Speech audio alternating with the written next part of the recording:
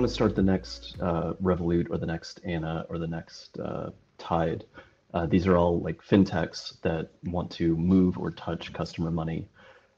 Ultimately, you have to partner with a bank.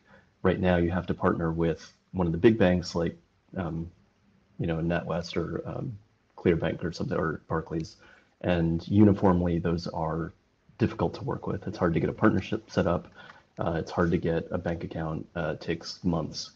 So we're building a full bank. We are in the middle of authorization, and at the end of that, we will be digital API driven.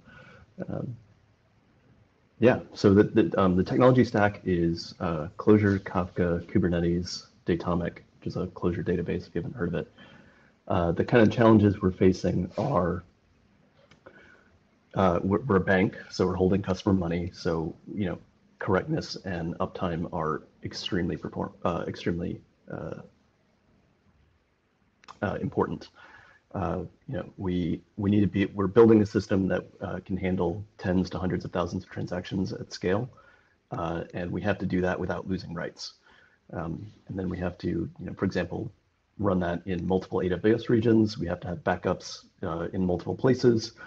At that kind of scale, it's going to be hard to, you can't use a single database for that. Like you can't use just Postgres at that scale. So Monzo, for example, is using Cassandra. We're using Kafka. But then once you get to that scale, doing even simple things like consistent backups are hard. So, and then the other challenge is doing that with a small team. So we think we'll be authorized at the end of next year.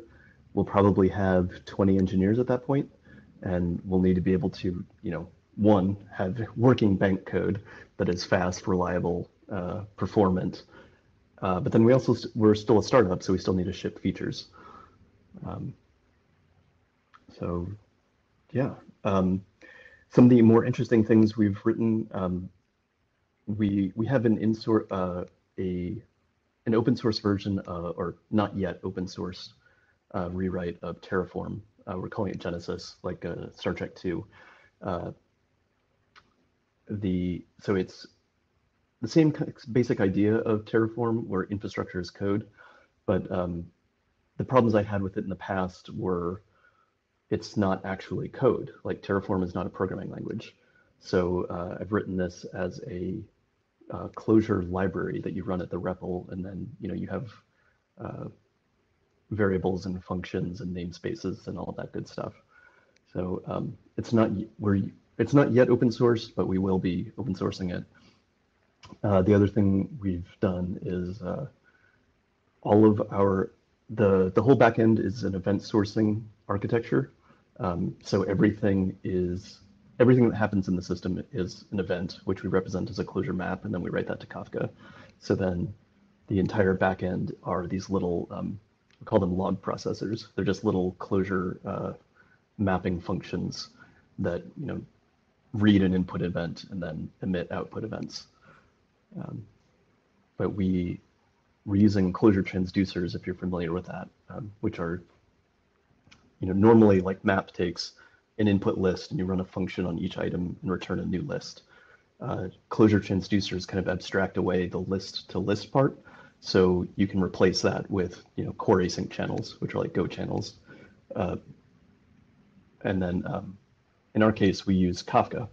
So our entire backend, we're using these pure functions. So like in our unit tests, it's not calling Clojure Kafka, it's not calling Kafka functions, so it's not going out to the wire, so it's extremely fast. We can test the entire backend using in-memory, data structures. I have this input event, my log processor runs, and then I should see these output events. So it's clean and fast, and it's nice. Other fun challenges. We talked about infrastructure. We talked about just being a bank. That's enough. The team is small, so we're currently about 5 engineers. We're planning on hiring one a month basically forever. So that currently we're planning, 1 a month for the next 6 months at least, and we'll probably continue that pace for the foreseeable future. We are hiring for Clojure, and especially infrastructure engineering is important to us. We think most companies underinvest in DevOps and tools and builds and that kind of thing. And to be clear, this is a programming job that solves ops problems. So, if you, so you could work on Genesis, our Terraform-like tool, and then also we just need lots of developers just to build the banking infrastructure. So yeah, we are griffin.sh/jobs. We're hiring for front-end, back-end, and infrastructure, but especially back-end and infrastructure. So yeah, please let me know if you have any questions. Thanks.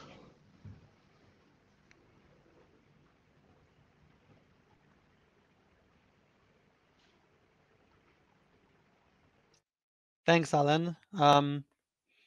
I definitely know there's one person in the audience that was looking up for your talk. Someone we know for a while, and he's actually a pretty experienced guy with significant experience with Kafka, etc. So I hope he'll found your talk useful. I don't see any particular questions. Like one from my side that I'd be sort of kind of curious about is maybe kind of like giving a bit more in terms of like how fast do you plan to grow?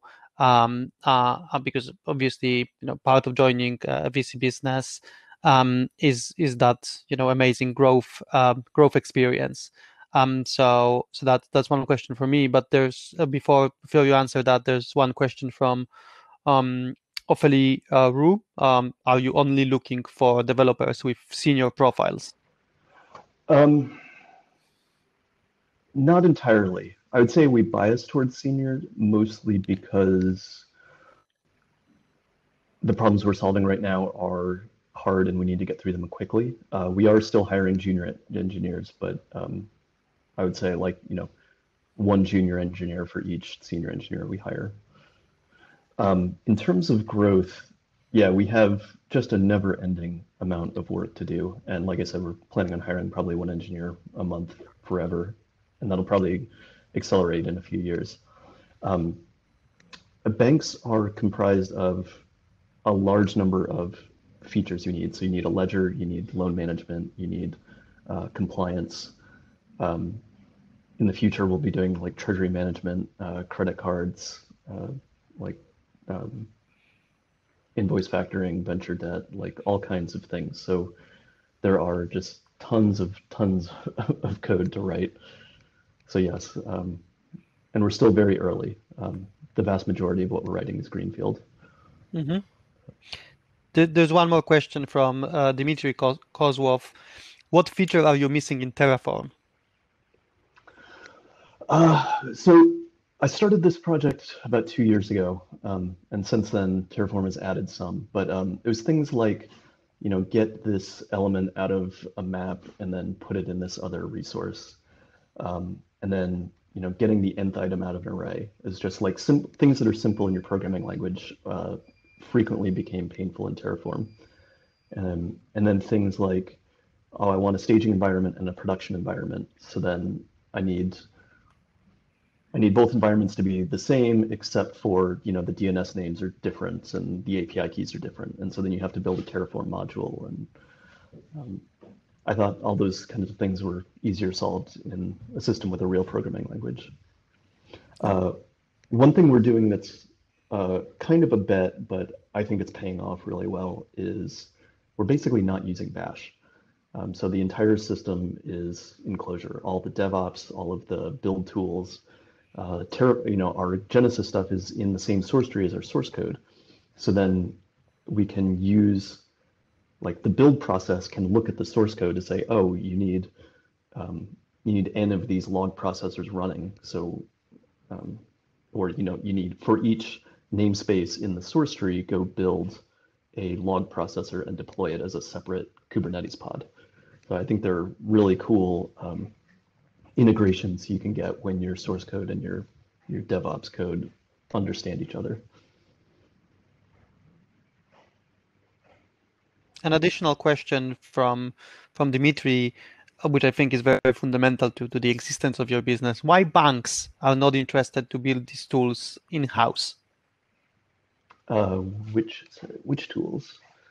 I think he means that the bank as a platform. Why there's a need for bank as a platform? Why would companies not build it themselves?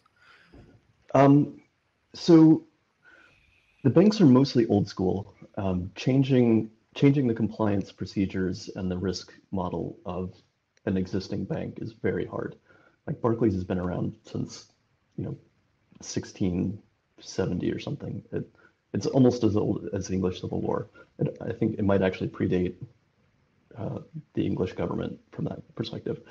They're running extremely ancient technology, and in changing the compliance procedures is hard. So a thing that we've seen over and over again talking to fintechs is that it'll take them 6 months to get set up with one of the big four banks, and that's after trying all of the others. Like Griffin, personally, it took us 6 or 8 months to get a bank account, and we're not allowed to continue using that bank account after we become an authorized bank.